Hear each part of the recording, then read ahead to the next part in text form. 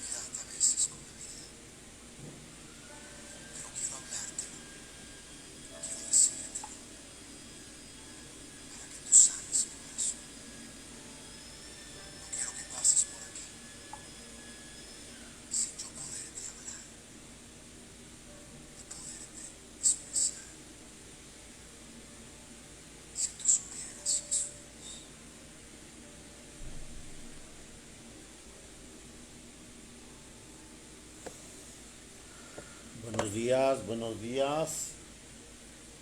Seguimos en la octava de Pascua de Resurrección. Hoy estamos a 7 de abril, miércoles 7 de abril, que el Señor nos bendice. Estamos celebrando a San Juan Bautista de la Salle. Sí, esas escuelas de la Salle que escuchamos, que el Señor ha bendecido mucho en los estudios. Educador del año 1719. Vamos a escuchar a con bendiciones a todos los Juan, a las Juanas, Juana González, que por ahí estaba comunicándose, a Juanes, a los Juanes, mi hermano Juan, todos los que por nombre de Juan llevan, hoy es su santo, su, su santo o su cumpleaños. Bendiciones. Oye, pues estoy dándome cuenta que se festeja mucho a los Juanes. Hay muchas bendiciones de Juanes. Qué gloria a Dios. En el nombre del Padre, del Hijo, del Espíritu Santo. Amén. San Juan Bautista de la Salle, educador en el año 1719. Él fue el fundador de las Hermanos Cristianos y nació en Francia en el año 1651. Nació en Reims y murió en Rouen. Las dos ciudades que hizo famoso a San Juan de Arco, a Santa Juana de Arco. Su vida coincide casi exactamente con los años del famoso Luis, del famoso Luis XIV. Probablemente su existencia habría pasado desapercibida si se hubiera contentado con vivir de acuerdo con su clase social adinerada, sin preocuparse por hacer ninguna obra excepcional a favor del pueblo necesitado. Pero las fuerzas misteriosas de la gracia de Dios encontró en un instrumento dócil para renovar la pedagogía y fundar las primeras escuelas profesionales y las más antiguas escuelas normales. Fundar una comunidad religiosa que se ha mantenido en principalísimos puestos en la educación en todo el mundo. Este santo fue el genio de la pedagogía y el arte de educar. En San Juan Bautista de la Salle vivieron hoy aquí en la tierra. Abriría los ojos aterrado de ver que la educación se ha secularizado y se ha organizado como si Dios no existiera y solo se preocupase por hacer los seres humanos. Bautista estudió en el famoso seminario de San Sulpicio de París y allí recibió una formidable formación que le sirvió para toda su vida. Fue ordenado sacerdote y por su posición social y sus hermosas cualidades,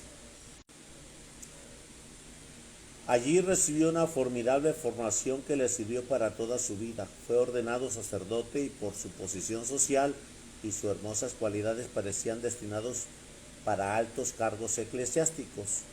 Cuando de pronto al morir su director espiritual lo dejó como encargado de una obra para niños pobres que el santo sacerdote había fundado, una escuela para niños y un orfanato para niños pobres, dirigido por unas hermanitas llamadas del Niño Jesús. Y allí, en esa obra, lo esperaba la divina providencia para encaminarlos hacia la gran obra que le tenía destinado, ser el fundador de la educación. La Salle se le dio un viraje de 180 grados a los antiguos métodos de la educación. Antes se enseñaba a cada niño por aparte.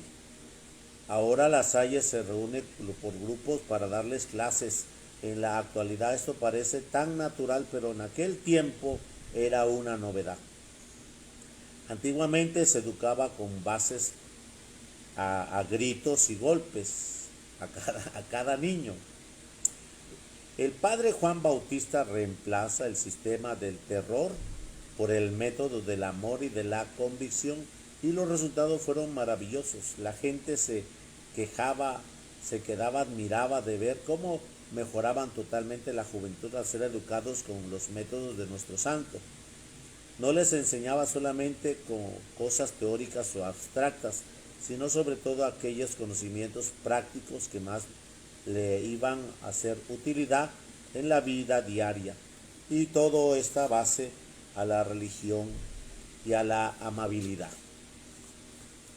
La Salle empezó a reunir a los profesores para instruirlos en el arte de educar para formarlos fervorosamente en la vida religiosa, y con la más entusiasta fundó la comunidad de las hermanas de la escuela cristianas, que hoy son unos 15.000, es más de 1.000 colegios en todo el mundo, y siguen siendo una autoridad mundial en pedagogía, en el arte de educar a la juventud. El éxito de las hermanas cristianas fue inmenso desde el principio de su congregación. Ya en vida del santo abrieron colegios en muchas ciudades y en varias naciones, y el 15 de agosto los consagró a San Juan Bautista y a la Santísima Virgen, y han permanecido fervorosos propagadores de la devoción a la Virgen Madre. Al principio algunos le fallaron porque el santo era tan bondadoso que no podía imaginar mala voluntad en ninguno de sus discípulos, pero para él todo el mundo era bueno, y por mucho que le hubieran ofendido estaba siempre dispuesto a perdonar y a volver a recibir al que había faltado. Y hubo la prueba dolorosísima de ver que algunos lo engañaron y se dejaron contagiar por el espíritu del mundo. Pero luego sus asesores lo convencieron para que no se aceptara a ciertos sujetos no confiables y expulsaran a algunos que se habían vuelto indignos. El santo, aceptando con toda humildad y mansedumbre los buenos consejos recibidos, procedió a purificar muy a tiempo su congregación. Siendo de familia muy rica, repartió todos sus bienes entre los pobres y se dedicó a vivir como un pobre. Los últimos años, cuando renunció a ser superior general de la congregación, pedía permiso al superior para hacer los más pequeños gastos. Los viajes, aún a veces muy largos, los que hacía casi siempre a pie y pidiendo limosna para alimentarse en el camino, y durmiendo en casitas pobrecísimas, llenas de plagas y de incomodidades. Una vez pasó todos los 3 meses del crudísimo invierno en una habitación sin calefacción, con ventanas llenas de rendijas y con algunos grados bajo cero. Esto le trajo una terrible reumatismo que duró todo el resto de su vida y le produjo tremendos dolores, y las anticuadas curaciones que lo hicieron para ese mal lo torturaban todavía mucho más.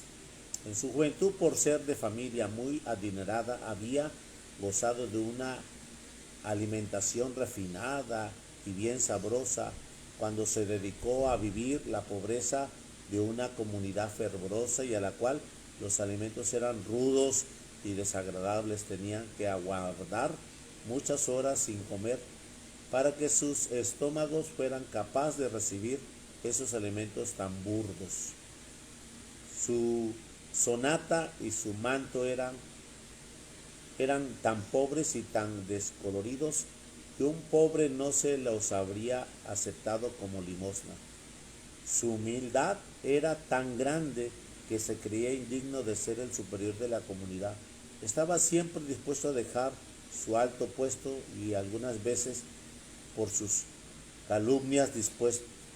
las calumnias dispuso a la autoridad superior quitarle ese cargo. Él aceptó inmediatamente, pero todos los hermanos firmaron un memorial anunciando que no aceptaban por el momento ningún otro como superior sino al santo fundador, y tuvo que aceptar seguir siendo superior. No se cansaba de recomendar con sus palabras y sus buenos ejemplos a sus religiosos y amigos que la preocupación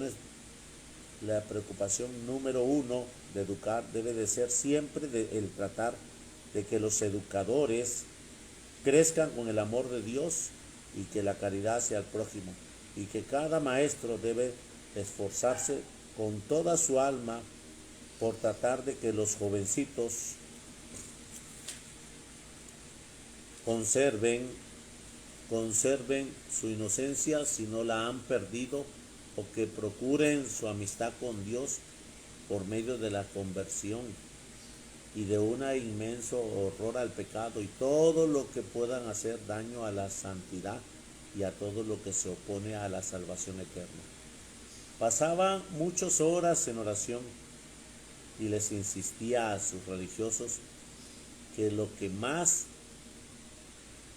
éxito consiguen en la labor de un educador es orar, dar buen ejemplo y tratar con todos como Cristo lo recomendó en el Evangelio, haciendo a los demás todo el bien que deseamos que los demás nos hagan a nosotros.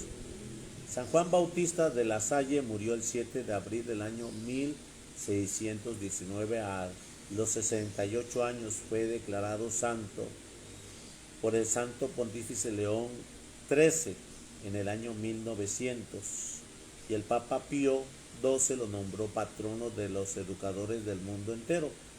Santo fundador, tú que recomendabas que se les concediera la máxima importancia a la clase de religión, considerando la más provechosa de todas, colegio y escuela, pídele al buen Dios que la clase de religión vuelva a estar en la primerísima lugar en nuestro centro de educación y no vaya a ser reemplazada jamás en otras asignaturas menos importantes. Rógale a Dios que nos envíe muchos santos muy fervorosos, profesores de religión. Bueno, pues hoy estamos celebrando a San Juan Bautista de la Salle, que es este personaje que nosotros vemos en Francia, que el Señor nos ha bendecido hoy, 7 de abril. Bendiciones a todos.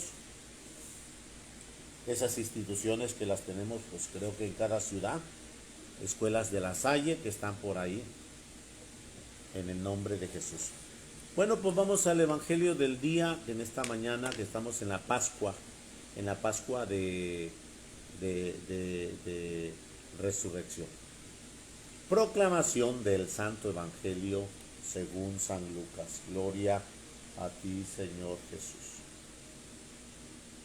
El mismo día de la resurrección iban dos de los discípulos hacia un pueblo llamado Emaús, situado a unos 11 kilómetros de Jerusalén, y comentaban todo lo que había sucedido. Mientras conversaban y discutían, Jesús se les acercó y comenzó a caminar con ellos. Pero los ojos de los dos discípulos estaban velados y no lo reconocieron, y él les preguntó: ¿de qué cosa vienen hablando tan llenos de tristeza? Uno de ellos, llamado Cleofas, le respondió: ¿eres tú el único forastero que no sabe lo que ha sucedido estos días en Jerusalén? Y él preguntó: ¿qué cosa? Es hermoso ese pasaje, ¿eh? ¿Qué cosa? Ellos le respondieron: lo de Jesús, el Nazareno, que era un profeta poderoso en obras y palabras ante Dios y ante el pueblo, como los sumos sacerdotes y nuestros jefes lo entregaron para que lo condenaran a muerte y lo crucificaron. Nosotros esperábamos que él sería el libertador de Israel. Sin embargo, han pasado ya 3 días desde que estas cosas sucedieron. Es cierto que algunas mujeres de nuestro grupo nos han desconcertado, pues fueron de madrugada al sepulcro y no encontraron el cuerpo, y llegaron contando que se les había aparecido unos ángeles y que le dijeron que estaba vivo. Algunos de nuestros compañeros fueron al sepulcro y hallaron todo como lo habían dicho las mujeres, pero a él no lo vieron. Entonces Jesús les dijo: qué insensatos son ustedes y qué duros de corazón para creer todo lo anunciado por los profetas. ¿Acaso no era necesario que el Mesías padeciera todo esto y así entraran en su gloria? Y comenzando por Moisés y siguiendo por todos los profetas, les explicó todos los pasajes de las Escrituras que se referían a él. Ya cerca del pueblo a donde se dirigía, él hizo como que iba más lejos. Pero ellos le insistieron diciendo, quédate con nosotros, porque ya es tarde y pronto va a oscurecer. Y entró para quedarse con ellos. Cuando estaban a la mesa, tomó un pan, pronunció la bendición, lo partió y se lo dio. Entonces se le abrieron los ojos y reconocieron, pero él se le desapareció. Ellos se decían unos a otros, con razón nuestro corazón ardía mientras nos hablaba por el camino y nos explicaba las Escrituras. Se levantaron inmediatamente y regresaron a Jerusalén, donde encontraron reunidos a los 11 con sus compañeros, los cuales le dijeron, de veras ha resucitado el Señor y se ha aparecido a Simón. Entonces ellos contaron lo que les había pasado en el camino y cómo lo habían reconocido al partir el pan. Palabra del Señor. Gloria a ti, Señor Jesús. Bueno, pues hermanos, este pasaje se llama Los peregrinos de Emaús. Y es hermoso porque de aquí hay muchas enseñanzas que el Señor nos regala para que nosotros vayamos estando presentes dentro del pasaje, dentro de esta cita bíblica de Lucas 24. Los discípulos de Emaús pues ya iban como que de regreso. Ellos tenían esa esperanza. 3 días después, ellos los judíos tienen en mente que 3 días después ya el alma ya no está en el cuerpo. Eso es lo que ellos tenían en el concepto, que 3 días después pudiera resucitar. Pero como no pasó, ellos se fueron decepcionados. Y no se te olvide que cuando tú estás triste y platicas la tristeza, el otro se pone triste. Cuando tú estás en congoja, platicas tu angustia y el otro se pone angustiado y lleno de congoja. Cuando tú platicas la agresión, la violencia, el otro se pone agresivo y violento. Eso es lo que les pasa en el camino a los peregrinos de Emaús, porque dicen, escucha, mientras conversaban y discutían. Eso es lo que te ha pasado. En ocasiones has comenzado conversando y has terminado discutiendo. Entonces, nuestro caminar siempre es una constante conversación. Y si tú estás conversando con un hombre que tiene paz, la paz se te va a transmitir. Si tú estás conversando con un hombre que tiene ambiciones, la ambición vas a declararla como tuya. Y si tú estás escuchando a un hombre que tiene bendición, la bendición vas a explorarla con grandes espíritus. Mientras conversaban y discutían. ¿Qué significa esto? Que ellos iban con mucha decepción porque ellos querían que fuera el plan como ellos pensaban. Entonces ellos iban caminando sus 11 kilómetros de Jerusalén a Emaús, que se escucha en el pasaje bíblico como que en el intermedio Jesús se acopla. Y ahí va acoplándose y ellos como que no quieren ser escuchados de lo que vienen platicando y se alentan el paso. Y Jesús también alentó el paso, dice la narración de Ana Catarina Emmerich. Otro libro que ahorita ya me trae en salsa. Te lo voy a mostrar.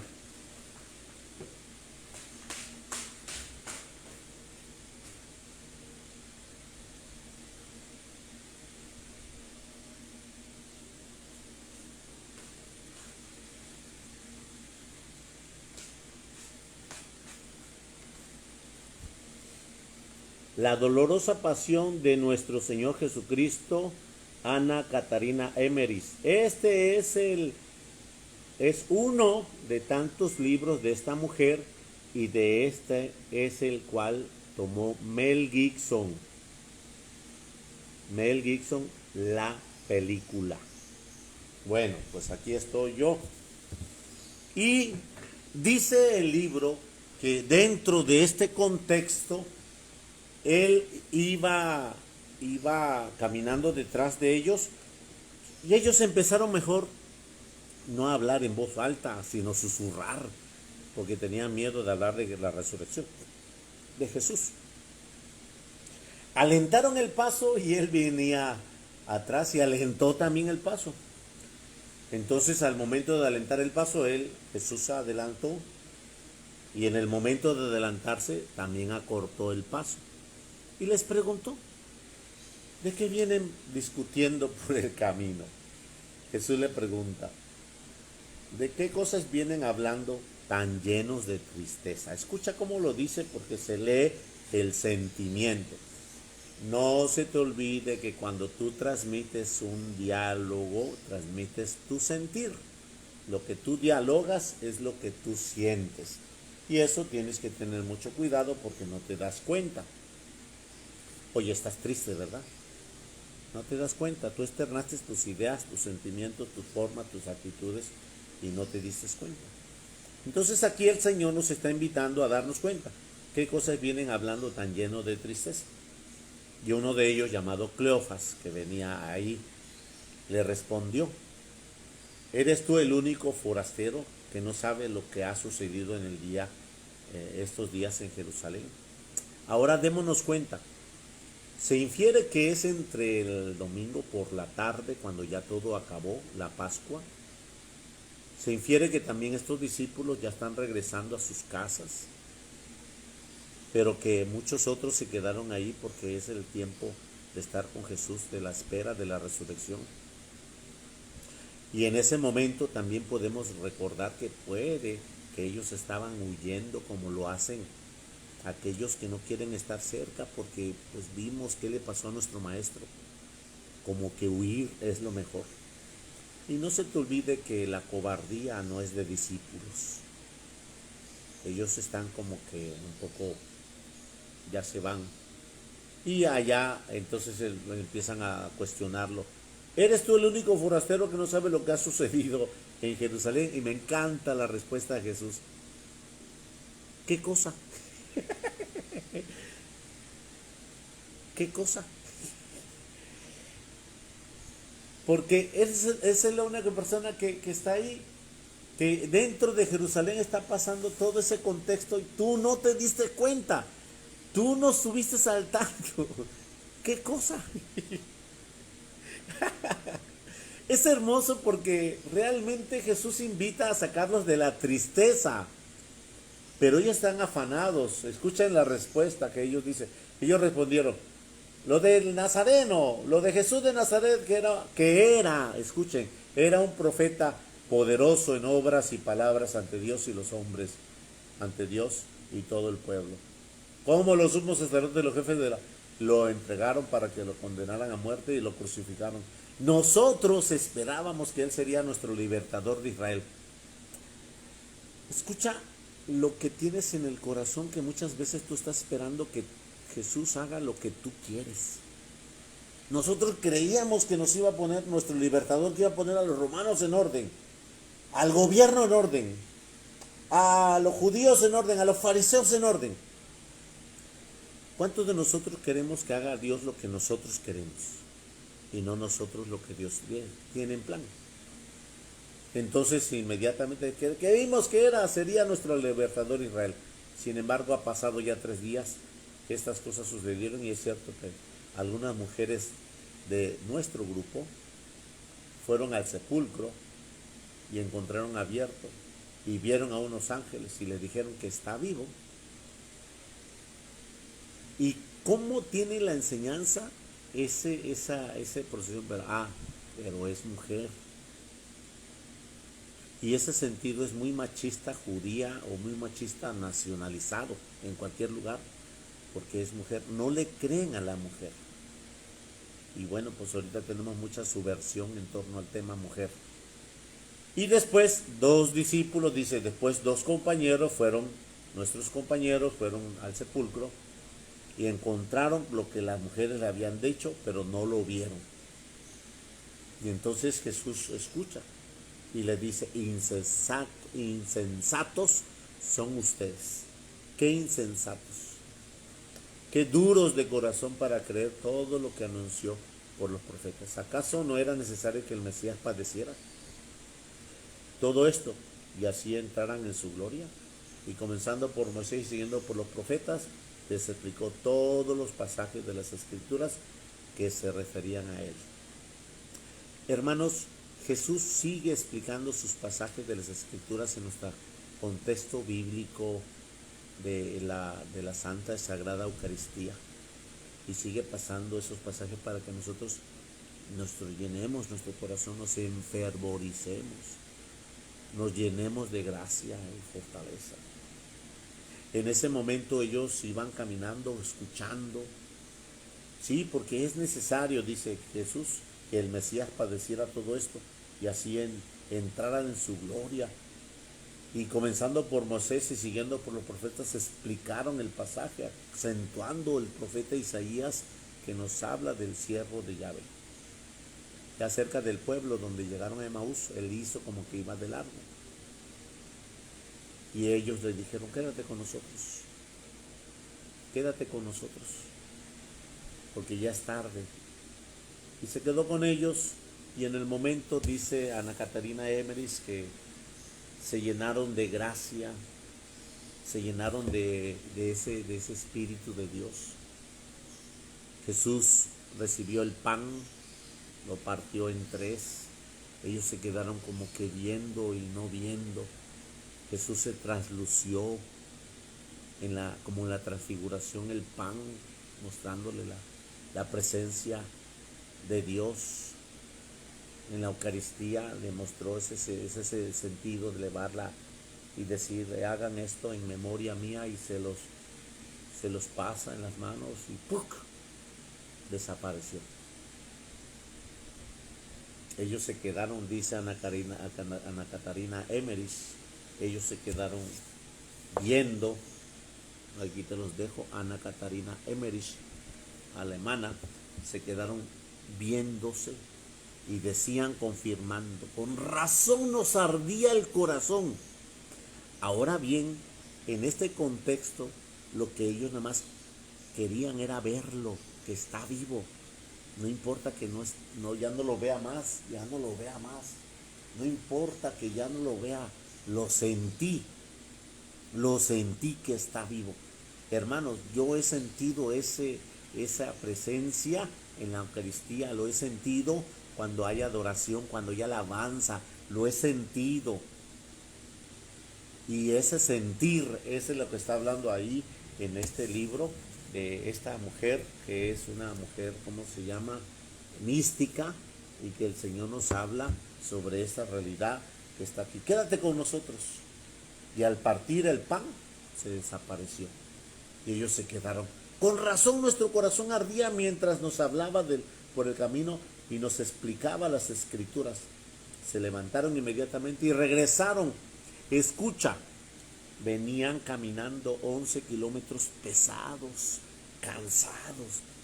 Cuando tú tienes tristeza y angustia, el peso es doble, triple. Cuando vienes con alegría, vienen corriendo, ligeros, en paz, vienen compartiendo. Igual, cuando vienen compartiendo la alegría, el otro se llena de alegría. Cuando vienen compartiendo el gozo, el otro se llena de gozo. Cuando vienen compartiendo la gloria, el otro se convierte en la glorificación. Cuando viene compartiendo bendición, el otro es bendecido. Eso es lo que tienes que darte cuenta. ¿Qué transmites tú? ¿Qué transmites tú en lo que dialogas? Esa es la primera intención.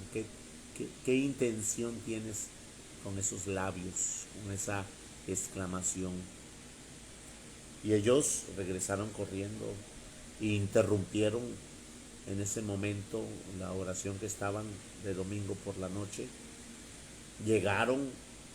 Entraron, dice Ana Catarina Emmerich, que estaban en reunión de oración los 11, y después de los 11 ahí todos se encontraron con ese espíritu